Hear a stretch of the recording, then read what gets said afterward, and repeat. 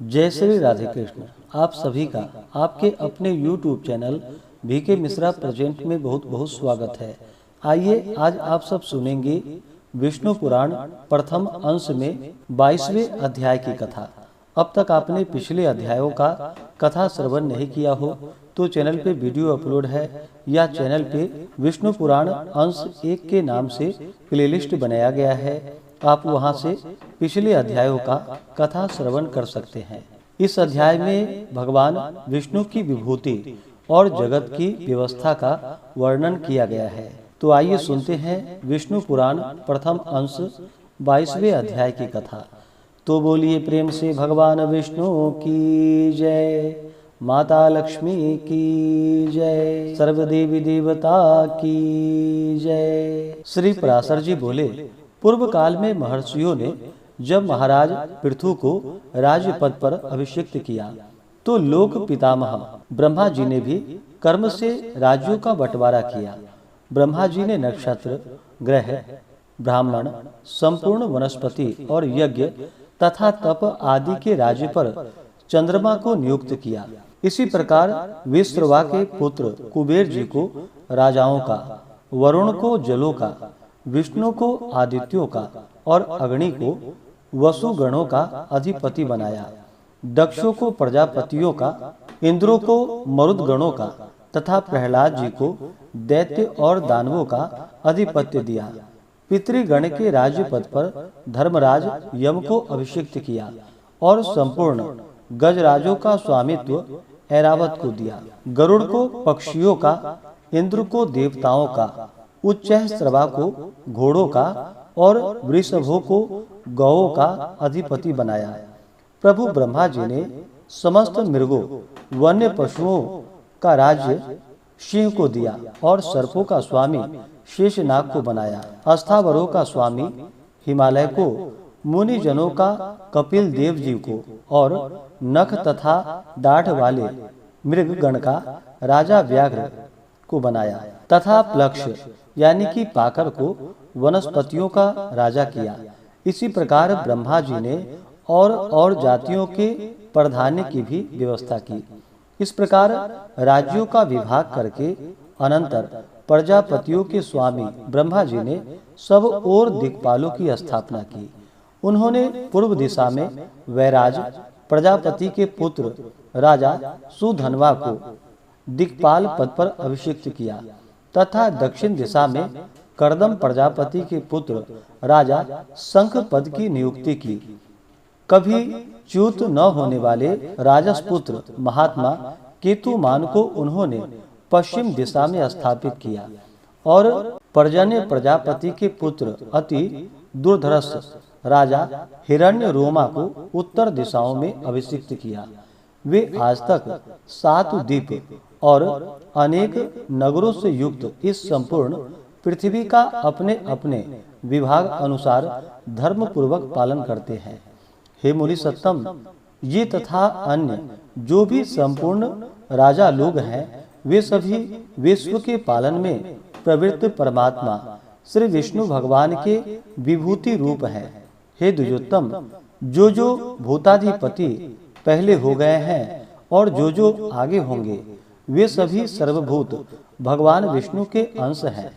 जो भी देवताओं, दैत्यों, दानवों और मांस भोजियों के अधिपति हैं, जो पशुओं, पक्षियों, मनुष्यों, सर्पों और नागों के अधिनायक हैं, जो वृक्षों, पर्वतों और ग्रहों के स्वामी हैं तथा और भी भूत, भविष्य एवं वर्तमान काल की जितने भूतेश्वर हैं वे सभी सर्वभूत भगवान विष्णु के अंश से उत्पन्न हुए हैं।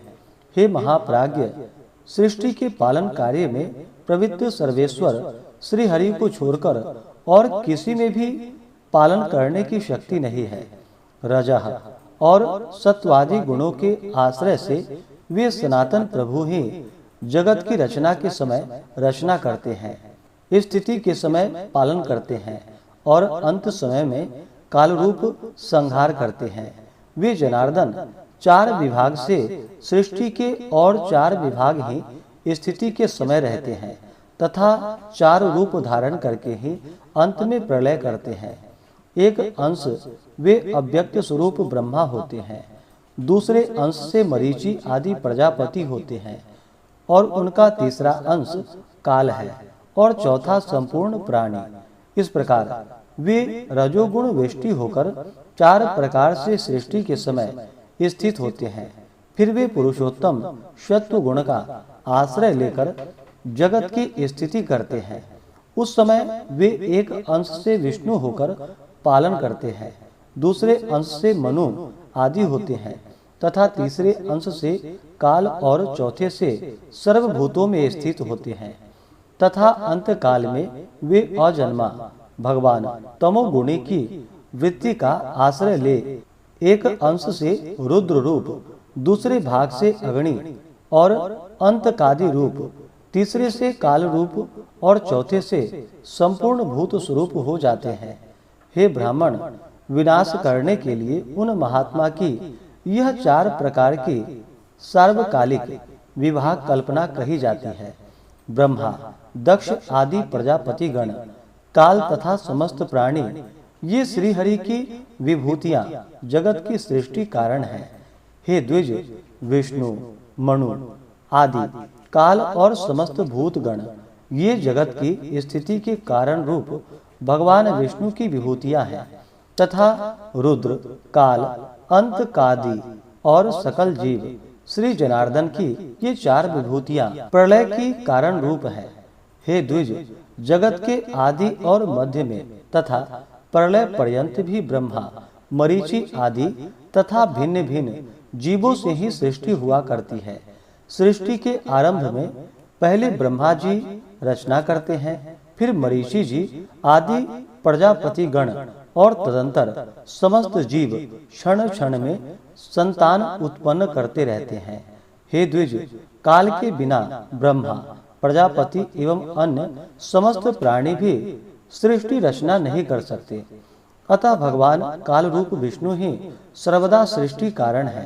हे मैत्रेय, इसी प्रकार जगत की स्थिति और प्रलय में भी उन देव देव के 4 विभाग बतलाए जाते हैं। हे द्विज, जिस किसी जीव द्वारा जो कुछ भी रचना की जाती है, उस उत्पन्न हुए जीव की उत्पत्ति में सर्वथा श्री हरि का शरीर ही कारण है। हे मैत्रेय, इसी प्रकार जो कोई अस्थावर जंगम भूतों में किसी को नष्ट करता है, वह नाश करने वाला भी श्री जनार्दन का अंत कारक रौद्र रूप ही है। इस प्रकार वे जनार्दन देव ही समस्त संसार के रचयिता, पालन करता और संहार करता है तथा वे ही स्वयं जगत रूप भी हैं। जगत की उत्पत्ति, स्थिति और अंत के समय वे इसी प्रकार तीनों गुणों की प्रेरणा से प्रवृत्त होते हैं। तथापि उनका परम पद महान निर्गुण है। परमात्मा का वह स्वरूप ज्ञानमय, व्यापक, स्वसंवेद्य, स्वयं प्रकाश और अनुपम है तथा वह भी 4 प्रकार का ही है। श्री मैत्रेय जी बोले कि हे मुने, आपने जो भगवान का परम पद कहा वह 4 प्रकार का कैसा है, यह आप मुझसे विधि पूर्वक कहिए। श्री पराशर जी बोले कि हे मैत्रेय, सब वस्तुओं का जो कारण होता है वही उनका साधन भी होता है, और जिस अपनी अभिमत वस्तु की सिद्धि की जाती है वही साध्य कहलाती है। मुक्ति की इच्छा वाले योगी जनों के लिए प्राणायाम आदि साधन है और परब्रह्म ही साध्य है, जहाँ से फिर लौटना नहीं पड़ता। हे मुने, जो योगी की मुक्ति का कारण है वह साधनालंबन ज्ञान ही उस ब्रह्मभूत परम पद का प्रथम भेद है। क्लेश बंधन से मुक्त होने के लिए योगाभ्यास की योगी का साध्य रूप जो ब्रह्म है, हे महामुने, उसका ज्ञान ही आलंबन विज्ञान नामक दूसरा भेद है। इन दोनों साध्य साधनों का अभेद पूर्वक जो अद्वैतमय ज्ञान है उसी को मैं तीसरा भेद कहता हूँ। और हे महामुने, उक्त तीनों प्रकार के ज्ञानी की विशेषता का निराकरण करने पर अनुभव हुए आत्मा स्वरूप के समान ज्ञान रूप भगवान विष्णु का जो निर्व्यापार, अनिर्वचनीय, व्याप्ति मात्र, अनुपम, आत्मबोध स्वरूप, सत्ता मात्र, अलक्षण, शांत, अभय, शुद्ध, भावनातीत और आश्रयहीन रूप है। वह ब्रह्म नामक ज्ञान उसका चौथा भेद है।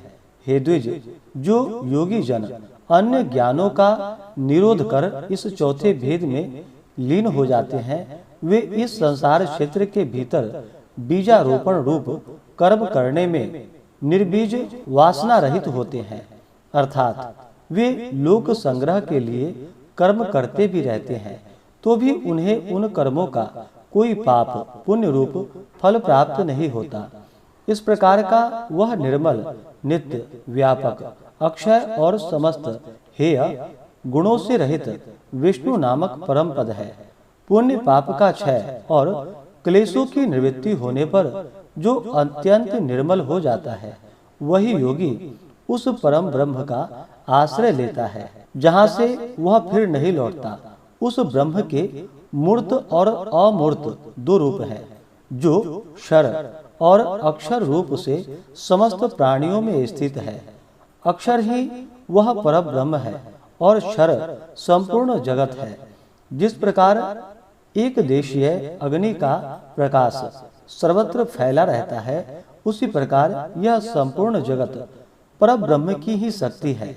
हे मैत्रेय, अग्नि की निकटता और दूरता के भेद से जिस प्रकार उसके प्रकाश में भी अधिकता और न्यूनता का भेद रहता है, उसी प्रकार ब्रह्म की शक्तियों में भी तारतम्य है। हे ब्राह्मण, ब्रह्मा, विष्णु और शिव ब्रह्म की प्रधान शक्तियां हैं। उनसे न्यून देवगण है तथा उनके अनंतर दक्ष आदि प्रजापति गण हैं।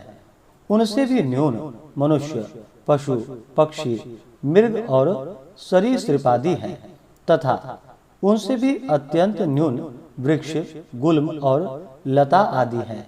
अतः हे मुनिवर, आविर्भाव, उत्पन्न होना, तिरोभाव, छिप जाना, जन्म और नाश आदि विकल्प युक्त भी यह संपूर्ण जगत वास्तव में नित्य और अक्षय ही है। सर्वशक्तिमय विष्णु ही ब्रह्म के परस्वरूप तथा मूर्त रूप है, जिनका योगी जन योगारंभ के पूर्व चिंतन करते हैं। हे मुने, जिनमें मन को सम्यक प्रकार से निरंतर एकाग्र करने वालों को आल्म वन युक्त सबीज संप्रज्ञात महायोग की प्राप्ति होती है। हे महाभाग, हे सर्व ब्रह्ममय श्री विष्णु भगवान समस्त पराशक्तियों में प्रधान और ब्रह्म के अत्यंत निकटवर्ती मूर्त ब्रह्म स्वरूप है।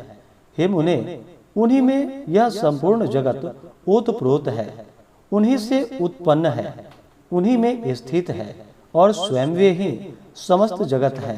क्षराक्षर में कार्य कारण रूप ईश्वर विष्णु ही इस पुरुष प्रकृति में संपूर्ण जगत को अपने आभूषण और आयुध रूप से धारण करते हैं। श्री मैत्रेय जी बोले कि भगवान विष्णु इस संसार को भूषण और आयुध रूप से किस प्रकार धारण करते हैं, यह आप मुझसे कहिए। श्री पराशर जी बोले कि हे मुने, जगत का पालन करने वाले अप्रमेय श्री विष्णु भगवान को नमस्कार कर अब मैं जिस प्रकार वशिष्ठ जी ने मुझसे कहा था वह तुम्हें सुनाता हूँ। इस जगत के निर्लेप तथा निर्गुण और निर्मल आत्मा को अर्थात शुद्ध क्षेत्रज्ञ स्वरूप को श्री हरि कौस्तुभ मणि रूप से धारण करते हैं। श्री अनंत ने प्रधान को श्री वत्स रूप से आश्रय दिया है और बुद्धि श्री माधव की गदा रूप स्थित है। भूतों के कारण तामस अहंकार और इंद्रियों के कारण राजस अहंकार, इन दोनों को वे शंख और सांग धनुष रूप से धारण करते हैं।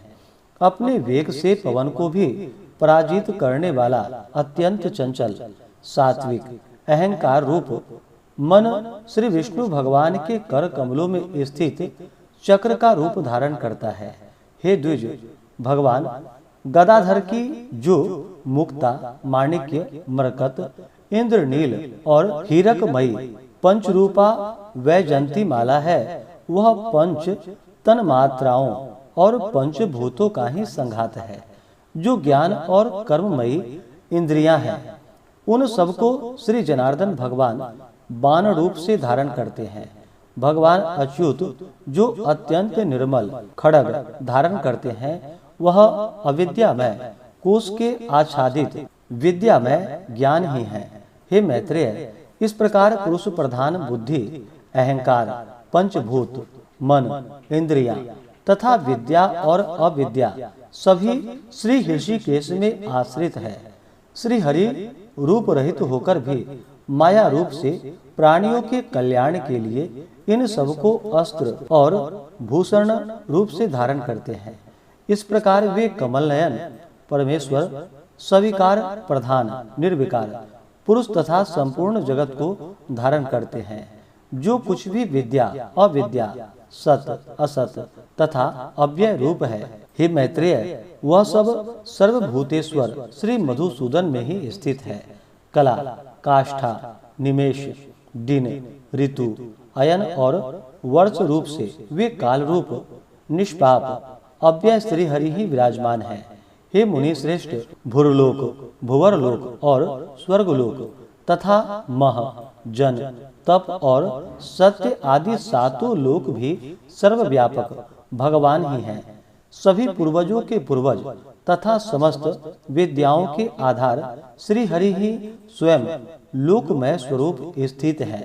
निराकार और सर्वेश्वर श्री अनंत ही भूत स्वरूप होकर देव, मनुष्य और पशु आदि नाना रूपों से स्थित है। ऋक, यजुः, साम और अर्थवेद, इतिहास, महाभारत आदि उपवेद, आयुर्वेद आदि वेदांत वाक्य, समस्त वेदांग, मनो आदि कथित समस्त धर्मशास्त्र, पुराण आदि सकल शास्त्र, आख्यान, अनुवाक, कल्पसूत्र तथा समस्त काव्य, चर्चा और राग, रागिनी आदि जो कुछ भी है, वे सब शब्द मूर्तिधारी परमात्मा विष्णु का ही शरीर है। इस लोक में अथवा कहीं और भी जितने मूर्त अमूर्त पदार्थ हैं, वे सब उन्हीं का शरीर है। मैं तथा यह संपूर्ण जगत जनार्दन श्री हरि का ही है। उनमें से भिन्न और कुछ भी कार्य कारण आदि नहीं है। जिसके चित्त में ऐसी भावना है, उसे फिर देहजन्य राग, द्वेष आदि द्वंद्व रूप रोग की प्राप्ति नहीं होती। हे द्विज, इस प्रकार तुमसे इस पुराण के पहले अंश का यथावत वर्णन किया। इसका श्रवण करने से मनुष्य समस्त पापों से मुक्त हो जाता है। हे मैत्रेय, 12 वर्ष तक कार्तिक मास में पुष्कर क्षेत्र में स्नान करने से जो फल होता है, वह सब मनुष्यों को इसके श्रवण मात्र से ही मिल जाता है। हे मुने, देव, ऋषि, गंधर्व, पितृ और यक्ष आदि की उत्पत्ति का श्रवण करने वाले पुरुषों को वे देवादि वरदायक हो जाते हैं। इस प्रकार से श्री विष्णु पुराण प्रथम अंश में 22वें अध्याय की कथा पूर्ण हुई। तो बोलिए प्रेम से भगवान विष्णु की जय, माता लक्ष्मी की जय, सर्व देवी देवता की जय। तो आज तक आपने विष्णु पुराण प्रथम अंश में 1 से लेकर के 22 अध्याय कथा को श्रवण किया। अब आगे जो कि विष्णु पुराण द्वितीय अंश में 1 से लेकर के फिर अन्य अध्यायों का आप कथा श्रवण कर पाएंगे। अगले द्वितीय अंश में प्रथम अध्याय में जो कि प्रिय व्रत के वंश का वर्णन सुनेंगे। तो आशा करता हूँ कि यह कथा आपको अच्छा लगा हो। इसी प्रकार से ज्ञानवर्धक जानकारियाँ प्राप्त करते रहने के लिए, व्रत पूजा के बारे में जानने के लिए, कथा को सुनने के लिए चैनल पे अगर आप पहली बार आए हैं तो चैनल को लाल बटन दबा करके सब्सक्राइब करें, साथ में बेल आइकन घंटी को दबाएं ताकि आने वाली वीडियो का नोटिफिकेशन आपको समय से मिलता रहे। वीडियो को लाइक करें, शेयर करें। सुखी रहें और स्वस्थ रहें। जय श्री राधे कृष्ण। धन्यवाद।